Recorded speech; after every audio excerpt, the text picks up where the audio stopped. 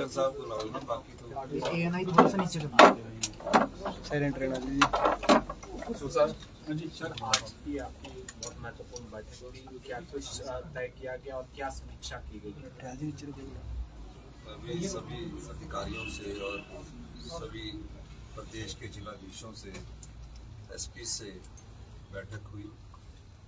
पिछले कल जो घटना पठानकोट के में जो पाकिस्तान द्वारा अटैक किया गया था, उसके संदर्भ में हमारे 2 सब डिवीज़न इंदौरा और नूरपुर लगते थे।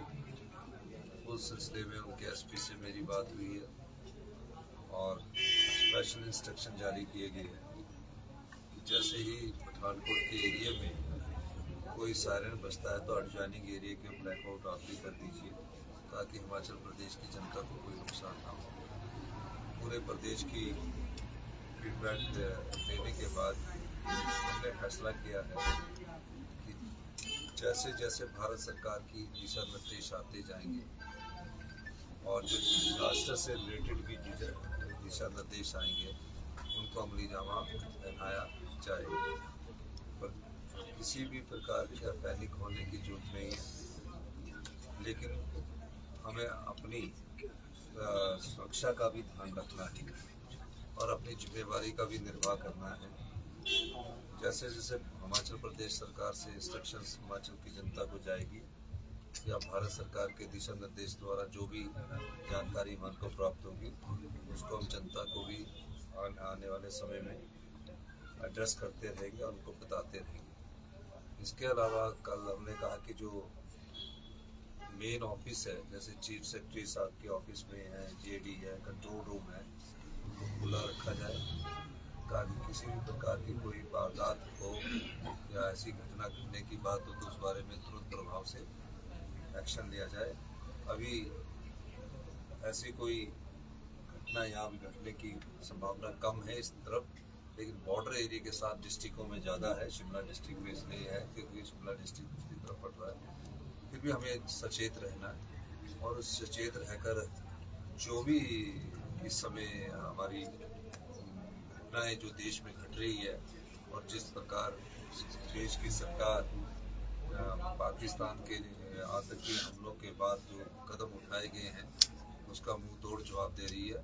हिमाचल प्रदेश की जनता भी देश की सरकार के साथ एकजुटता के साथ खड़ी है। किसी तरह का अलर्ट भी नहीं, अलर्ट हमने जो 7 लगते पठानकोट के एरिया उसमें हमने कहा है, जारी किया है।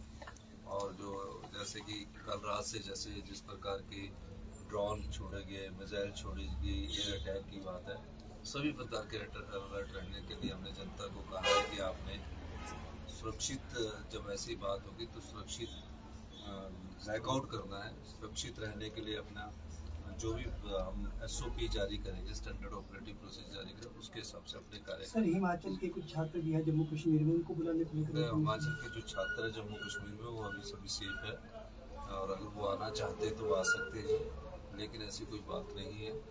और मैं सेना का भी, हमें सेना पर भी गर्व है जो पूरी मुस्तैदी के साथ जो पिछले कल उन्होंने हमारे ड्रोन पाकिस्तान की तरफ से आए, मिसाइल पाकिस्तान की तरफ से आए और फाइटर जेट का भी प्रयोग किया गया और सेना के ने जिस प्रकार का परिचय दिया है देश की सुरक्षा में, वो एक सराहनीय कदम है।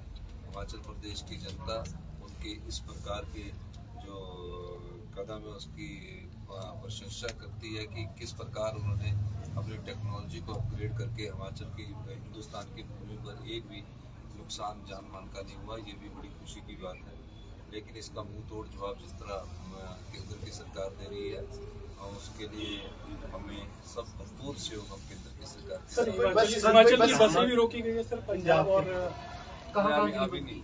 कल रात को जब ऐसी सैनिक की घटना हुई तो नूरपुर पठानकोट को जब बस जा रही थी तो उस समय लाइटें नहीं पड़नी चाहिए क्योंकि सैनिक 8:30 बजे स्टार्ट होती थी।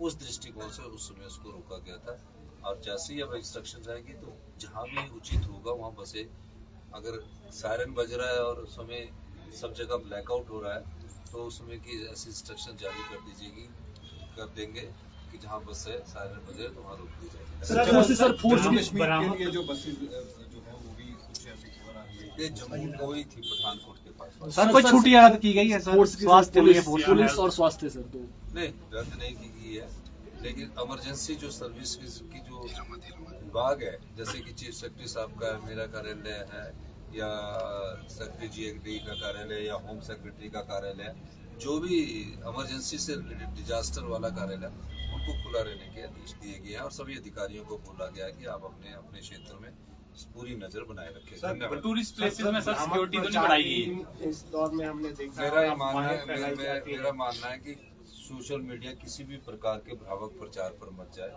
जब तक कि ऑफिशियली उनके पास कुछ ना हो जाता तब तक कुछ ना जाए। बहुत बहुत कोई बसों के किराए में भी बढ़ोतरी जो है राज्य सरकार ने की है सर।